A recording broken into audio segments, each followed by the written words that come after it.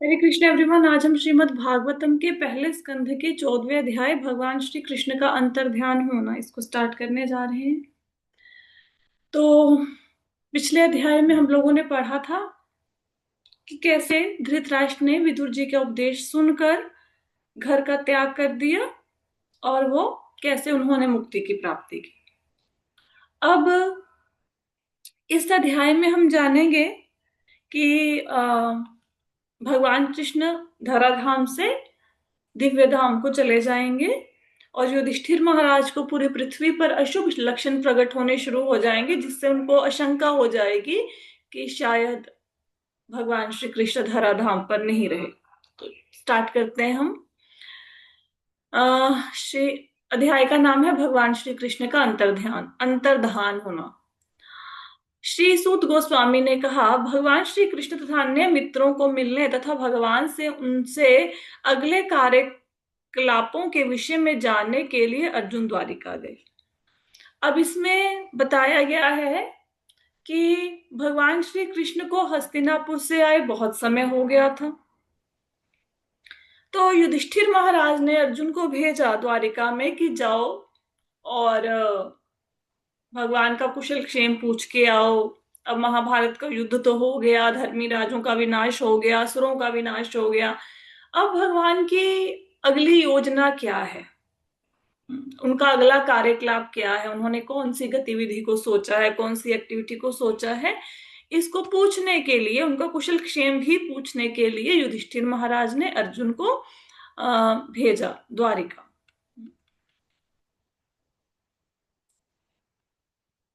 कुछ मास बीत गए किंतु अर्जुन वापस नहीं लौटे। तब महाराज युधिष्ठिर को कुछ अपशगुन दिखने लगे जो अपने आप में अत्यंत भयानक थे। अब काफी महीने बीत गए लेकिन अर्जुन वापस नहीं आए। अब युधिष्ठिर महाराज को क्या हुआ, युधिष्ठिर महाराज को कुछ अपने राज्य में कमियां दिखनी शुरू हुई। तो उन कमियों को देखकर वो बहुत ज्यादा चिंतित हो उठे। दूसरा, अर्जुन द्वारिका गया था, वो भी वापस नहीं आया। भगवान की कुशलता को कोई समाचार भी नहीं मिल रहा था। तो उनको आशंका हुई कि शायद भगवान श्री कृष्ण धराधाम से चले गए हैं। उन्होंने देखा कि सनातन काल की गति बदल गई है और यह अत्यंत भयावह था। ऋतु संबंधी नियमितताओं में व्यतिक्रम हो रहे थे। सामान्य लोग अत्यंत लालची, क्रोधी, धोखेबाज हो रहे थे। वे देख रहे थे कि वे सभी जीविका के अनुचित साधन अपना रहे थे। तो युधिष्ठिर महाराज ने क्या देखा, युधिष्ठिर महाराज ने देखा कि काल की गति बदल गई है और ऋतुओं में व्यतिक्रम हो रहा है। व्यतिक्रम का मतलब है जैसे जून जुलाई गर्मी का महीना होता है, दिसंबर जनवरी में ठंड पड़ती है ना, फिर अगस्त सितंबर में बारिश होती है। व्यतिक्रम का मतलब है कि किसी और एक ऋतु के लक्षण किसी दूसरी ऋतु में प्रकट होने शुरू हो जाएं, यद्यपि उसका समय ना हुआ हो। जैसे अगर जून जुलाई में सर्दी पड़ने लग जाए, दिसंबर जनवरी में गर्मी पड़ने लग जाए, है ना, और बारिश होनी शुरू हो जाए, बारिश का मौसम ना हो, तो उसको बोलते हैं कि ऋतुओं का व्यतिक्रम हो रहा है। और लोग कैसे दूसरा ये भी व्यतिक्रम होता है कि एक ऋतु के लक्षण दूसरी ऋतु में प्रकट होने शुरू हो जाते हैं। सर्दी का महीना है, बहुत अधिक ताप महसूस होना शुरू हो गया। गर्मी का महीना है, बहुत अधिक सर्दी महसूस होनी शुरू हो गई। और लोग क्या थे, लालची हो गए, क्रोधी हो गए, धोखेबाज हो गए। इसका अर्थ क्या है कि कलयुग के आने से पहले द्वापर युग तक लोग लालची, क्रोधी और धोखेबाज नहीं थे। वे देख रहे थे कि सभी जीविका के अनुचित साधन अपना रहे हैं। तो जैसे वर्णाश्रम धर्म में हर व्यक्ति को अपने वर्ण के अनुसार ही कार्य करना पड़ता है, ब्राह्मण ब्राह्मण का, क्षत्रिय क्षत्रिय का, वैश्य वैश्य का, शूद्र शूद्र का। लेकिन लोगों ने लालच में आकर क्या किया, धन कमाने के लिए कोई भी साधन को अपनाने लगे, चाहे वो अधार्मिक ही क्यों ना हो। तो अनुचित साधनों से उन्होंने अपनी कमाई करनी शुरू कर दी। अब आजकल ऐसे होता है ना, चोर बाजारी हो गई है। जैसे कई बार क्या होता है, आप देखेंगे सब्जियों की, कुछ सब्जियों के रेट बहुत अधिक बढ़ जाते हैं सडनली, क्योंकि लोग स्टोर करके रख लेते हैं, और फिर बाजार में उन चीजों की कमी हो जाती है। फिर उनको जब कमी हो जाती है तो ऊंचे दाम पे बेचते हैं। तो ये काला बाजारी या किसी गलत तरीके से धन को कमाना वो शुरू हो गया। और क्या उन्होंने लक्षण देखे? सारे सामान्य लेन देन, यहाँ तक मित्रों के बीच के कपट व्यवहार तक, मित्रों के बीच के व्यवहार तक कपट के कारण दूषित हो गए थे। पारिवारिक मामलों में पिता माता पुत्रों के बीच, शुभचिंतकों के बीच और भाई भाई के बीच सदैव गलतफहमी होती थी।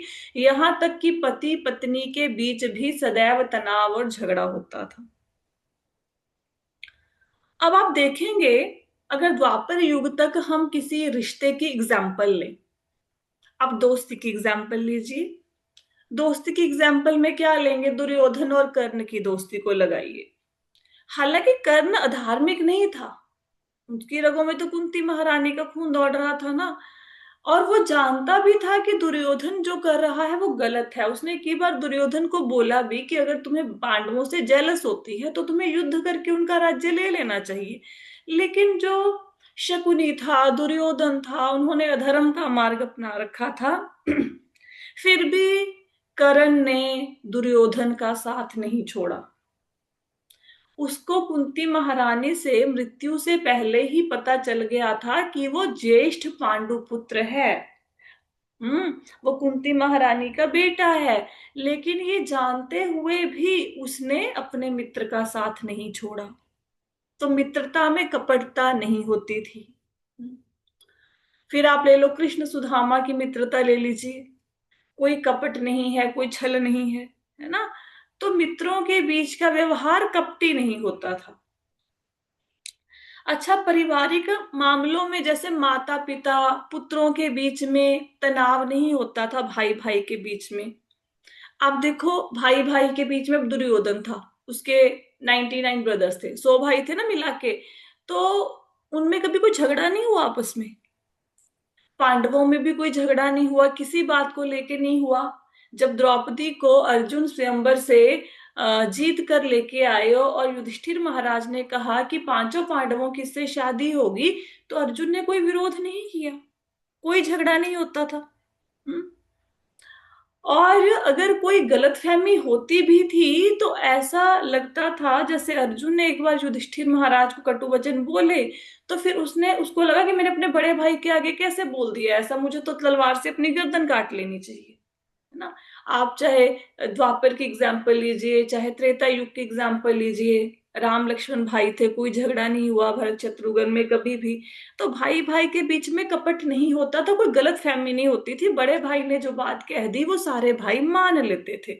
शुभ चिंतकों के बीच में भी कोई गलत फहमी नहीं होती थी। माता पिता के बीच में, पुत्रों के बीच में कोई मन मुटाव नहीं होता था। जो बड़ों ने कह दिया वो बच्चे बात मान लेते थे, बच्चों बड़ों से डरते भी थे। पति पत्नी में भी अकारण झगड़े नहीं होते थे। अब देखो कि द्रौपदी का कभी भी आप महाभारत पढ़ेंगे तो ऐसा नहीं पाएंगे किसी भी वृत्तांत में कि द्रौपदी ने पांचों पांडवों से झगड़ा किया हो। कभी भी नहीं हुआ। उसका इतना अपमान भी हुआ तो उसने अपमान की याद दिलाने के लिए अपने केश जरूर खुले छोड़े थे, लेकिन झगड़ा तो कभी नहीं किया। तो आजकल जो पति पत्नी के बीच में जरा जरा सी बात पे झगड़ा हो जाता है, गलत फहमियां हो जाती हैं, भाई भाई का शत्रु बन गया, ये सारे कलयुग के लक्षण हैं। द्वापर युग तक ये सारे लक्षण नहीं थे। इसीलिए तो युधिष्ठिर महाराज को हैरानी हो रही है। अदरवाइज अगर उनके राज्य में ये नॉर्मल बात होती कि भाई लड़ रहे हैं, पति पत्नी लड़ रहे हैं, ठीक है, मित्र आपस में लड़ रहे हैं, तो उनको कोई ऐसा थोड़ा ना होता है कि कलयुग शुरू हो गया है या मेरे राज्य में अपशगुन हो गए हैं। इन चीजों को अपशगुन माना जाता था। अब आगे कालक्रम में ऐसा हुआ कि लोभी लोग लोभ क्रोध गर्भ गर्व इत्यादि के अभ्यस्त हो गए। महाराज युधिष्ठिर ने इन अपशगुनों को देखकर अपने छोटे भाई से कहा। पहले के लोग बहुत अधिक क्रोधित नहीं होते थे, क्रोध करते भी थे तो क्रोध को शांत करना आता था, लोभी नहीं थे। गर्व नहीं करते थे किसी चीज पर। अर्जुन के पास इतनी शक्तियां थी, लेकिन अर्जुन घमंड थोड़ा ना करता था इस बात का कि मेरे पास इतने इतनी अच्छा मैं धनुर्धर हूँ। अब भीमसेन को इतनी अच्छी गदा चलानी आती थी, वो अभिमान थोड़े ना करते थे। ऐसे इवन दुर्योधन भी कोई अभिमान थोड़ा ना करता था कि वो बहुत अच्छा गदाधारी है ना। तो लोभ, क्रोध, ये सारे सामान्य लोगों के आचरण में नॉर्मल चीजें होगी। लालची होना, क्रोध आ जाना जरा जरा सी बात के, ये बातें उनके बींग में आ गई, उनके स्वभाव में आ गई। अब युधिष्ठिर महाराज ने जब ये सारी चीजों को देखा तो वो बड़े परेशान हुए, और उन्होंने अपने छोटे भाई भीमसेन को बुलाकर कहा। क्या कहा? महाराज युधिष्ठिर ने अपने छोटे भाई भीमसेन से कहा, मैंने अर्जुन को द्वारिका भेजा था कि वह अपने मित्रों से भेंट कर आए और भगवान श्री कृष्ण से उनका कार्यक्रम जानता आए। जब से वह गया है तब से 7 मास बीत चुके हैं, फिर भी वह लौटा नहीं। मुझे ठीक से पता नहीं वहां क्या हो रहा है। अब पहले के जमाने में ऐसे टेलीफोन इत्यादि तो थे नहीं, है ना, कि एकदम से पता लग जाएगा कहीं पे कुछ हुआ तो युधिष्ठिर महाराज ने भीमसेन से कहा कि मैंने अर्जुन को भेजा था द्वारिका, ताकि वो यदुवंशियों से, अपने मित्रों से मिलकर आए और भगवान कृष्ण से उनके अगले कार्यकलापों के विषय में जाने। लेकिन अर्जुन को गए हुए 7 महीने बीत गए हैं, अब तक अर्जुन वापिस नहीं आया, और मुझे कुछ नहीं पता कि वहां पे द्वारिका में क्या हो रहा है। क्या वे अपनी मरते लोक की लीलाओं को छोड़ने जा रहे हैं, जैसा देवर्षि नारद ने अंगित किया था? क्या वह समय आ भी चुका है?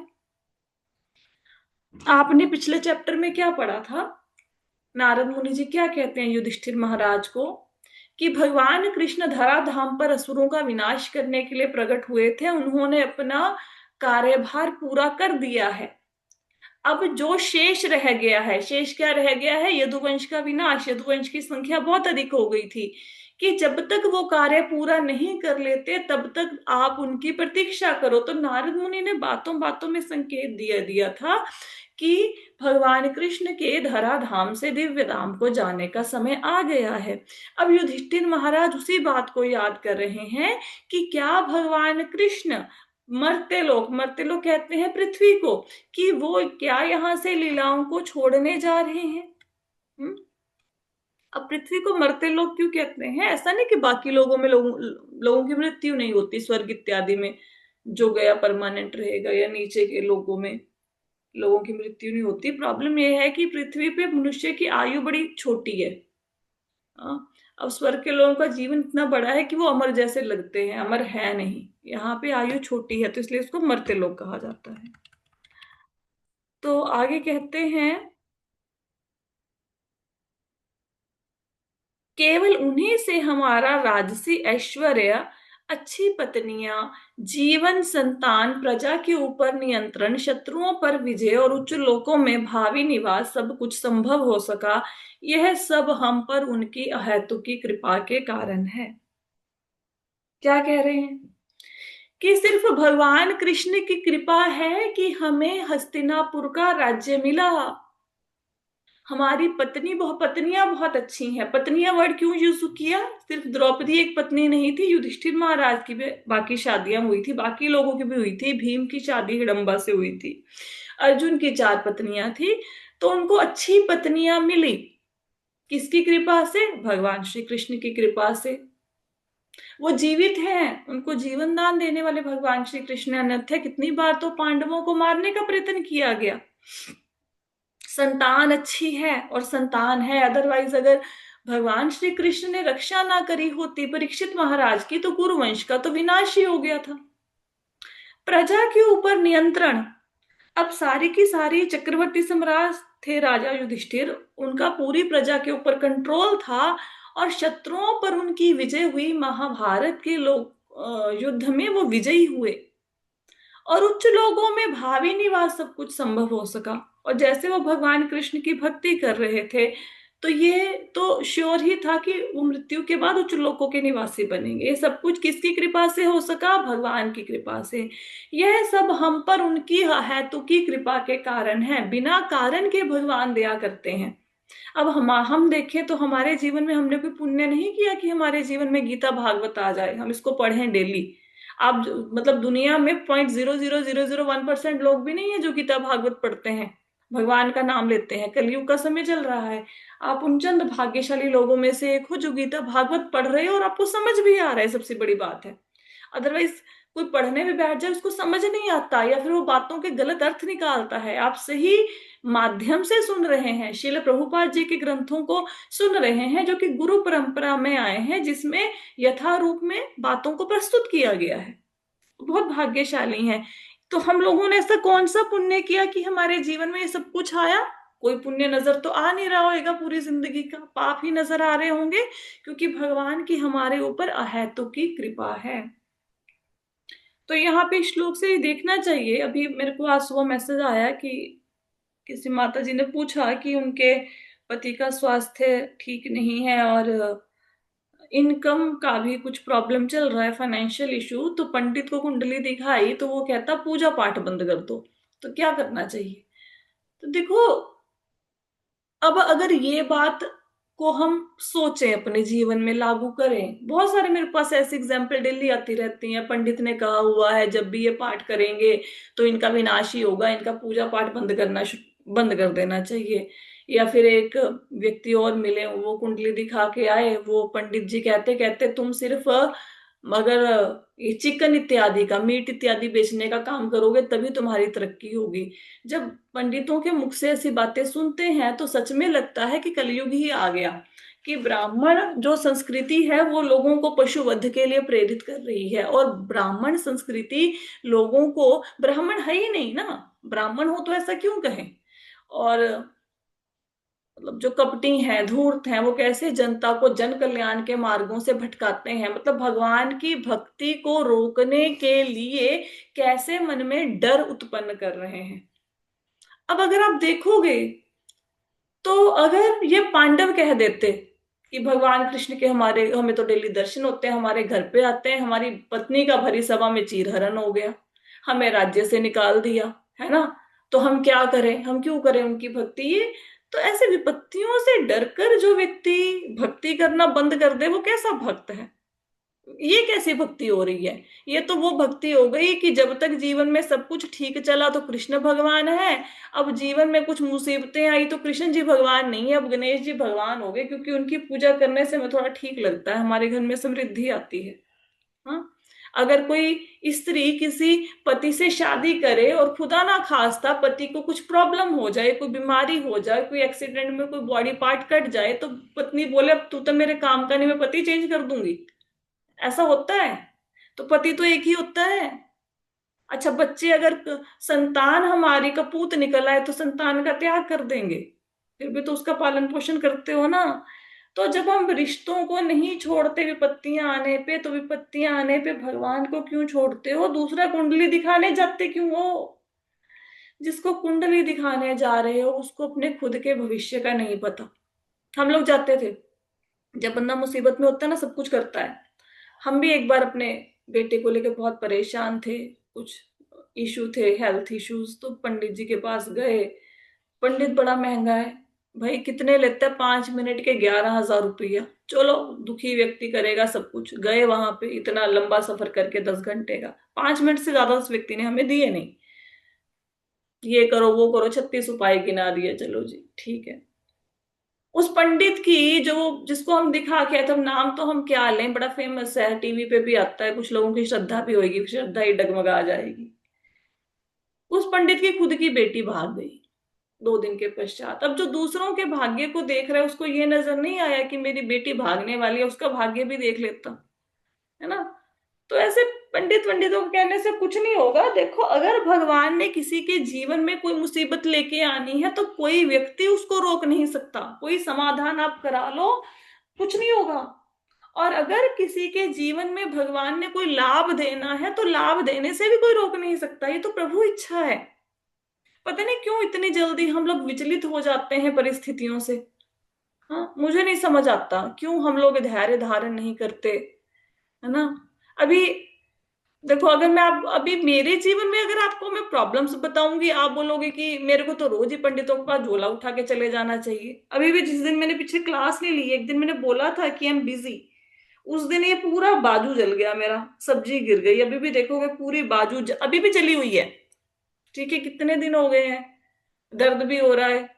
ठीक है, पर ऐसा थोड़ा ना है कि जीवन में मुसीबत है तो क्या करें। अच्छा, जिस दिन ये हुआ, जिस दिन ये बाजू जली, उस दिन बस एक दिन ऐसा थोड़ा, उस दिन 16 माला नहीं करी या गीता भागवत नहीं पढ़ी, ऊपर से उस दिन उठा के सारा स्कंद पढ़ा डाला है। माला भी करी, ऐसा भी नहीं कि अगले दिन जल्दी नहीं उठे। अगले दिन भी मैं तो 3 बजे उठ के जाप पे बैठी हुई थी, सारे काम भी ऐसे हो रहे थे, सेवा थी। आप सोचो कि बाजू जली हो और आपको सेवा करने के लिए जाना पड़े, और आपको 4-5 घंटे की एक्स्ट्रा कुकिंग करनी है उस समय पे जब आपकी बाजू जली हुई है, तो वो भी कर ली है। तो ऐसे थोड़ा ना होता है कि भाग लो झोला झपटा लेके पंडित के पास, मुसीबत है, पंडित क्या कर लेगा भाई, क्या कर लेंगे। ऐसे नहीं मैं ज्योतिष विद्या को नकार रही हूँ, ज्योतिष विद्या को नहीं नकार रहे, वो साइंस है, दैट्स ट्रू। बट भक्तों के जीवन की रेखाएं ज्योतिष थोड़ा ना बदलेंगे। भक्तों के जीवन की रेखाएं तो भगवान बदलेंगे जब वो यमराज के कार्य क्षेत्र में नहीं आ रहे। अब हम लोगों की मृत्यु होएगी तो यमराज थोड़ा ना निर्णय करेंगे कि इसको कौन से लोक में भेजना है। भक्त आते ही नहीं है यमराज के उसके अंदर, उनके कार्य क्षेत्र के अंडर ही नहीं आते हैं, हम उनकी कैटेगरी में आते ही नहीं है।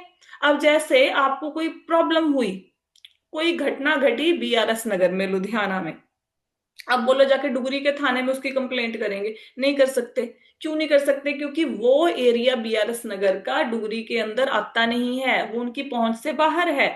इसी प्रकार हम धर्मराज के क्षेत्र के कार्य क्षेत्र के अंदर नहीं आते, हमारा एरिया उनके अंडर नहीं आता भक्तों का। तो अगर कुछ बुरा हो भी रहा है तो क्या करना चाहिए? अगर आपके जीवन में मुसीबतें आ रही हो तो क्या करना चाहिए? तो go to Shrimati Radha Rani, she is very merciful. Radha Rani के पास जाइए ना, नरसिंह भगवान के पास जाइए, हाँ, उनकी शरण लीजिए। और अगर फिर भी मुसीबतें कम नहीं हो रही हैं, इसका मतलब पिछले जन्म में हमने कुछ ऐसे कर्म किए होंगे कि भगवान तो फिर भी डिस्काउंट करके आपको कम ही भुगतवा रहे हैं। क्या पता इससे भी बुरे दिन आने हो। खाना तो खा रहे हैं ना, सांस तो चल रही है ना, सड़क पे तो ही नहीं आ गए हैं। क्या पता ऐसे कर्म किए हो कि भाई हमें खाना पीना नसीब हो। सुनाई थी ना एक कथा, एक बार एक होती है, स्त्री होती है, वो पंडित महाराज जी के पास जाती है, वो कहती है कि जी मेरे को मेरा पति बहुत मारता है। तो वो कहते कि चलो रोटी तो देता है। वो कहती हाँ रोटी देता है। फिर आई अगले दिन, कहती जी मेरा पति मुझे बहुत मारता है। तो फिर महाराज जी ने बोला कि रोटी तो देता है, कहती हाँ रोटी देता है। फिर आई 3-4 दिन के बाद, कहती जी बहुत मारता है। फिर वही बात, कहते चलो रोटी तो देता है। कहती क्या रोटी देता है, रोटी देता है लगा रखी है, अब शादी कराई है, रोटी तो देगा ही ना। कहते तो महाराज जी ने बताया कि भाई ये जो तुम्हारा पति है, पिछले जन्म में क्या था, ये तुम्हारा सुतेला बेटा था। तुम इसे मारती थी बहुत ज्यादा, और मारने के बाद रोटी भी नहीं देती थी। ये कम से कम रोटी तो दे रहा है ना। तो जो कोई व्यक्ति हमसे बुरा बर्ताव कर रहा है, चाहे हमारा पति है, सास ससुर है, हमारे घर वाले हैं, पुत्र है, पुत्र वधू है, क्या पता हमने पिछले जन्म में क्या क्या कष्ट दिए हैं उन लोगों को। बस इस जन्म में हमें दिख नहीं रहा, हमें ऐसा लगता है वी आर परफेक्ट और सामने वाला है बुरा। ऐसा नहीं है, हम लोगों में बहुत सी गलतियां हैं, पर प्रॉब्लम ये है, एक ना बहुत अच्छा वृत्तांत है। उद्धव जी भगवान कृष्ण को कहते हैं कि भगवान देखो, आप तो ना ऐसे गुणवान हो जैसे पहाड़ की चोटी पे कोई व्यक्ति बैठा होता है ना। अब पहाड़ की चोटी पे कोई व्यक्ति बैठा है तो उसको तो नीचे के घर छोटे छोटे छोटे छोटे या नहीं दिखेंगे, नजर ही नहीं आएंगे, है ना। तो आप तो भगवान हैं, आप तो लोगों के गुण दोषों को नहीं देखते। आप लोगों को तो सब लोग एक समान दिखते हैं ना, कि कोई पापी है आप उसमें भी दोष नहीं देखते हो, पुण्य आत्मा है उसमें भी कुछ देखते नहीं हो, अब तो समभाव से रहते हो। भगवान की कोई स्तुति करे ऐसा ना भगवान बड़े खुश हो जाते हैं स्तुति सुन के, या भगवान की कोई निंदा करे तो भगवान बड़े दुखी हो जाते हैं, ऐसा थोड़ा ना होता है। ना भगवान खुश होते हैं ना भगवान दुखी होते हैं, क्योंकि उनमें ये भाव है ही नहीं। वो तो हम स्तुति करते हैं, हमारी प्रसन्नता के लिए वो खुशी प्रकट करते हैं, हमारी प्रसन्नता के लिए। भगवान को थोड़ा ना स्तुतियां चाहिए, भगवान ने क्या करना है स्तुतियों का? भगवान की शक्तियां तो प्रतिक्षण बढ़ रही हैं, हमारी स्तुतियों से क्या होगा? ऐसा थोड़ा ना कि अगर निंदा करेंगे तो भगवान दुखी हो जाएंगे, ओए मेरे भक्त ने मेरी निंदा कर दी, ऐसा कुछ नहीं होने वाला। हम्म। तो उद्धव जी कहते कि भाई आप तो भगवान हो, इसलिए आप सब लोगों के दोषों को नहीं देखते, आपके लिए तो गुण दोष सब एक समान है, लेकिन हम तो बद्ध जीव हैं। हम तो देखते हैं ना, हमें लगता है ये हमारा मित्र है, ये हमारा शत्रु है, ये अच्छा है, ये बुरा है, हम भगवान थोड़े ना है। तो भगवान ने क्या कहा? भगवान कहते उद्धव तुमने बहुत सुंदर बात की है। एग्जैक्टली exactly, तुम्हारी बात बिल्कुल सही है कि भाई मैं भगवान हूं, इसलिए मैं लोगों के गुण दोषों को नहीं देखता, लेकिन आप बद्ध जीव हैं तो गुण दोषों को देखते हैं। तो फिर उद्धव जी कहते समाधान क्या है, हल बताइए।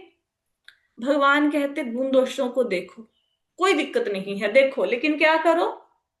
आप हमेशा अपने दोषों को देखो और दूसरों के गुणों को देखो। आपको अगर देखना ही है, आपको गुण दोष देखने की आदत पड़ ही गई है, तो अपने अंदर की गलतियों को देखो और दूसरों के अंदर की अच्छाइयों को देखो। अगर तुम ऐसा करोगे उद्धव, तो तुम मेरे प्रिय बन जाओगे। राइट? तो अगर किसी के जीवन में कोई भी कमी है, अरे पांडव थोड़े ना हो गए हो कि राजपाट छीन के बनवास में निकाल दिया, मृगछाला पहन के घूम रहे हो। ऐसे थोड़ा ना हो गया, हमारे साथ खाना मिल रहा है ना, इससे बुरी हालत तो नहीं हो सकती।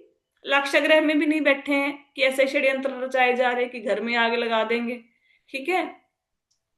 तो ऐसा स्वास्थ्य संबंधी समस्याएं हैं, अरे भीष्म पितामह जैसी समस्या तो नहीं है ना कि बाणों की शैया पे पड़े हो, पूरी बॉडी में बाण भिंदे हुए हैं, है ना? तो ऐसा थोड़ा ना भक्तों के जीवन में प्रॉब्लम्स नहीं आती। किसने कहा भक्तों के जीवन में प्रॉब्लम्स नहीं आती? प्रॉब्लम्स आती हैं। अब मैंने जैसे आपको बताया, लाइव एग्जांपल है, अभी कैमरा ऑन करके दिखा देंगे, पूरी बाजू ब्लैक हुई पड़ी है। तो ऐसा थोड़ा ना है कि भक्तों के जीवन में प्रॉब्लम नहीं आती, आती हैं। अच्छा, फिर होता क्या है? भक्तों के जीवन में प्रॉब्लम आती है तो फायदा ये होता है भक्ति करने का कि पहली बात तो दुख का अनुभव नहीं होता। अब अगर मैं भक्ति ना कर रही होती तो मैं हाय हाय करके मंजे पे पड़ी होती, अभी काम भी नहीं होता, दर्द भी नहीं होता, लेकिन कृपा है भगवान के नाम की, दर्द महसूस नहीं हो रहा, पहली बात, सबसे बड़ी बात। ठीक है? दूसरी बात क्या है, ऐसा नहीं कि जो आपके जीवन में कष्ट है वो हमारे जीवन में नहीं है, हमारे जीवन में भी है। किसको आर्थिक समस्या नहीं होती? किसके मतलब अंबानी के साथ संबंध है? ऐसा तो ना आर्थिक समस्या नहीं है हमारे जीवन में, हमारे जीवन में भी होती हैं, बहुत सारी होती हैं भाई। ठीक है? ऐसा तो ना पारिवारिक संबंध बहुत अच्छे हैं, लेकिन इसका भक्ति करने का बेनिफिट ये है कि अगर फैमिली में कोई बात हो जाए, नॉर्मली क्या होता है, सास बहू के, पति पत्नी के झगड़े या मान सम्मान के, बहुत सारी बातें चलती हैं, आर्थिक प्रॉब्लम्स भी आती हैं, लेकिन जब हम भक्ति करते हैं तो बहुत जल्दी, विद इन 1 और 2 डेज और द सेम डे, आप उस सिचुएशन से बाहर आ जाते हो, आप एक्सेप्ट कर लेते हो और जिंदगी में आगे बढ़ जाते हो। आप उस चीज में उलझते नहीं हो। आपको किसी ने बुरा भला कहा, अगर आपका रिएक्शन आ भी गया कि उसने मुझे बोला, बुरा भला बोला है, मैं भी बोलूं, और आपने बोल भी दिया, सास बहू का झगड़ा हो गया, सास ने मुझे बोला, मैंने सास को बोल भी दिया, लेकिन बोलने के बाद आपको पश्चाताप होगा, जो कि साधारण जनता को नहीं होता है। साधारण जनता को पता क्या लगता है कि मैंने कम सुनाया, मेरे को और सुनानी चाहिए थी उसको। लेकिन भक्तों के मन में पश्चाताप होता है कि मैंने क्यों बोल दिया, मैंने क्यों अपने कर्म खराब कर लिए। दूसरा, नॉर्मल किसी व्यक्ति का झगड़ा होगा तो महीना महीना, 2 2 महीने शक्लें बनी रहेंगी, ऐसा होगा। लेकिन क्या होता है, भक्तों को बहुत जल्दी नॉर्मल हो जाते हैं, बहुत जल्दी, सेम डे, कुछ घंटों में, या मैक्सिमम टू मैक्सिमम 1 दिन। ठीक है? और भक्त अगर किसी भक्त को फोन भी लगाएगा, वो दूसरा भक्त पता है क्या बोलेगा? अरे छोड़ो यार, भक्ति करो, क्यों अपने कर्म खराब करते हो। ये होता है भक्तों की संगति का फायदा। दूसरे किसी को फोन करोगे, अरे हाँ हाँ, तेरा पति ऐसा ही है, तेरी पत्नी ऐसी ही है, तेरा सास ऐसी है, तेरी बहू ऐसी है, ये वो फलना ढिमका, पूरा आग में घी डाल देंगे। भक्त क्या कहेंगे? हम भी प्रार्थना करेंगे भगवान से, आप भी प्रार्थना करो, भक्ति ज्यादा कर लो, माला ज्यादा कर लो, प्रार्थना कर लो, बस यही यही हल है हमारे पास। तो ये भक्ति करने के फायदे होते हैं। ऐसा नहीं है, हम लोग भी इसी आ, कलयुग में हैं, इसी युग में हैं। ठीक है? हम सबको वही प्रॉब्लम आती है जो आप लोगों को आती है, जो कथावाचक है उसके जीवन में भी वही प्रॉब्लम है। बात यह है कि वो प्रॉब्लम प्रॉब्लम लगती नहीं है, महसूस नहीं होती। ऐसा थोड़ा ना कि हमारे घर में किसी की मृत्यु नहीं होती, होती क्यों नहीं भाई, होती है। पर बात यह है, हम क्या करते हैं, उसके नाम पे पाठ करते हैं। ऐसा नहीं कि हमारा स्वास्थ्य खराब नहीं होता, होता है। हम क्या करते हैं, अस्वस्थ होने की अवस्था में भी हम भगवान का नाम लेते हैं। हाँ, तो भगवान पे भरोसा रखो। हम्म।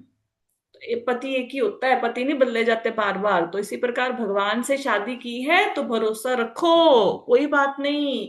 अच्छे बुरे दिन आते रहेंगे। आज सुख है कल दुख आएगा, कल दुख है आज सुख आएगा। जीवन चलता रहेगा। जिसके जीवन में दुख है वो बहुत अधिक भाग्यशाली है, क्योंकि जितने जीवन में दुख होंगे उतना ही आप ठाकुर जी के नजदीक जाएंगे, उतना ही आपके जीवन में भगवान के प्रति शरणागत होने का भाव आएगा। भगवत गीता पढ़ ली सारी, पता लगा शरणागत कैसे होते हैं? कुछ नहीं पता चला।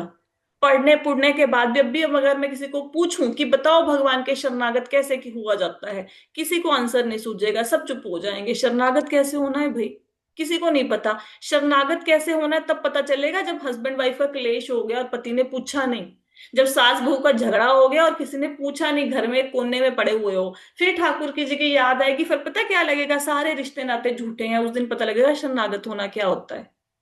तो बढ़िया है ना अगर चाहे लाइफ में क्लेश आ रहे हैं।